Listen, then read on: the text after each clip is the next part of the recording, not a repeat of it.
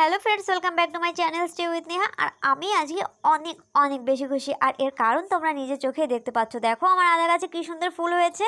অনেক দিন ধরে আমি ভাবছিলাম যে আদা গাছগুলো দেখতে যাব, তো মোটে সময় পাচ্ছিলাম না। তো আজকে ফাইনালি চলে এলাম। আর এসে দেখি যে এত সুন্দর ফুল হয়েছে, কি বলবো তোমাদেরকে, তোমরা তো নিজেই দেখতে পাচ্ছ। আর গাছের চেহারাগুলি দেখো কত সুন্দর হয়েছে। আর আদাগুলিও এত মোটা মোটা হয়েছে, পুরো মাটি ফাটিয়ে দিয়েছে, একদম ঠেলে ঠেলে বের হচ্ছে ভেতর থেকে। আর আমার মনের মধ্যে যে কত বেশি খুশি হচ্ছিল সেটা আমি তোমাদেরকে বলে বোঝাতে পারবো না। নিজের হাতের গাছে আদা হয়েছে বলে কথা। আর আমি এটা কি করে লাগিয়েছি আর এই গাছে কি দিয়েছি সেটা আমি তোমাদেরকে অবশ্যই বলবো। আর এই দেখো আদা গাছে কি করে এই শাকগুলো একদম পুরো জাঁকড়ে ধরেছে। এই শাকগুলো একদিন তুলে ফেলবো আর গাছটাকেও ছাড়িয়ে দেবো, তাহলে গাছটা আরও বেশি সুন্দর হয়ে হতে পারবে।